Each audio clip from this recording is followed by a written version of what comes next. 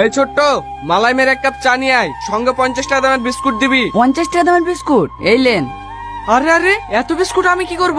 চাইলেন যে সরি, তোরা এত দামি বিস্কুট কোথায় পাবি? আমি ভেবেছিলাম কলকাতায় কোনো বড় চায়ের দোকানে বসে আছি, ওখানে এক একটা বিস্কুটের দাম 50 টাকা করে, কাজু বাদাম দিয়ে উপরে ক্রিম দেওয়া থাকে। খেয়েছিস কখনো?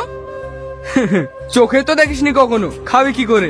যা যা, তোর দোকানে যা আছে তাই নিয়ে আয়। এই তুই শামসুলের ছেলি না? তোর আব্বা ভিক্ষি করে ছেড়ে দিয়েছে। আরে কাকে কি বলছেন আপনি? আমার আব্বা কেন বিক্রি করবে? তোর আব্বাকে তো দুদিন আগেই ভিক্ষি করতে দেখলাম। দুদিন আগে কি করেছে সেটা দেখি লাভ নাই, এখন কি করছে সেটা দেখেন। এখন আমি মাস গেলে 50 লাখ টাকা ইনকাম করি, আর আমার আব্বা বিক্রি করবে? কি ব্যাপার, রোহন এত টাকা কোথায় পাইলো? কদিন আগে তো ঠিক মতো খেতে পাইছিল না, হঠাৎ করে এত টাকা ওর কাছে কিভাবে আসলো? এই ছোট্টু, এই নে 500 টাকার নোট তো আমাদের দোকানে ভাঙানো হবে না। আরে ভাঙাতে হবে না, তোর কাছে রেখে দে, ওটা তোর টিপস। রোহন তুই কি কাজ করিস যে 5 টাকার চা খেয়ে 500 টাকা দিয়ে দিলি? আরে করি কি কাজ বললাম বললা, আমরা তোর মতো বড় লোক হতে চাই। আজ না কাল আমার অফিস আয়, ওখানেই কথা হবে। আর যারা যারা আমার মতন কোটিপতি হতে চাই তাদেরকেও সঙ্গে করে নিয়ে আসিস। ঠিক আছে ভাই। হ্যালো এভরিওয়ান, আপনারা সবাই এখানে এসেছেন, তাতে আমি অনেক খুশি।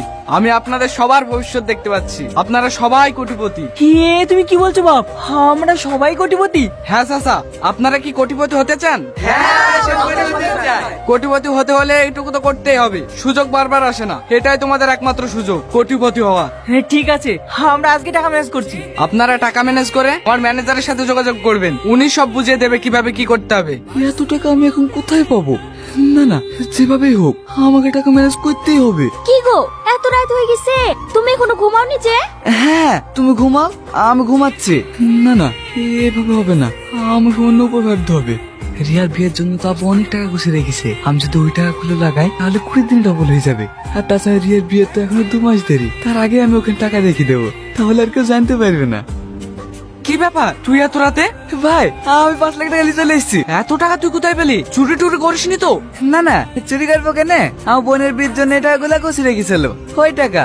ও ঠিক আছে 20 দিন পরে এসে নিয়ে যাস, ডবল হয়ে যাবে। ঠিক আছে ভাই টাকাগুলো ডবল হবে তো? লে তোর টাকা লিজা। না ভাই ঠিক আছে, তোর উপর আমার অনেক বিষয় আছে। বস বল। বাবু আমার কিছু টাকার দরকার ছিল। কত? ওই 5 লাখ মতো। 5 লাখ? অত টাকা তুই কি করবি? আব্বার হাটে একটা ফুটু আছে, ডাক্তারে বলিছে ওইটা অপারেশন করতে অনেক টাকা লাগবে, সেই জন্য আপনার কাছে আসলাম। সে ঠিক আছে, কিন্তু এতগুলো টাকা তুই শোধ করতে পারবি তো? হ্যাঁ বাবু, আমি 1 মাসের মধ্যে সব টাকা পরিশোধ করে দেবো। ঠিক আছে, বিকেলে এসে টাকাগুলো নিয়ে যাস, আর সঙ্গে করে বাড়ির দলিলটাও নিয়ে আসিস। দলিল? ঠিক আছে।